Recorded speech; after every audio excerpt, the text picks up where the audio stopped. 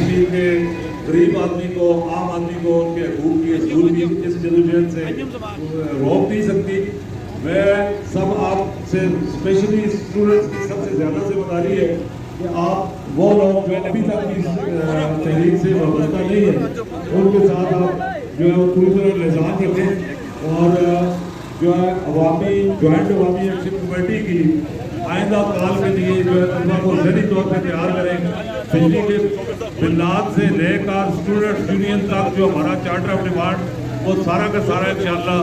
آپ لوگوں کی جدوجہد سے وہ سارے مطالبات ہر صورت میں پورے کرنے پڑیں گے۔ اور 76 سال سے جو بدماشی، جس نوسل بازی سے آزاد کشمیر کے لوگوں کو ان کے بنیادی حقوق سے محروم رکھا گیا ہے، یہ اس کا آخری مرحلہ ہے۔ اس آخری مرحلے میں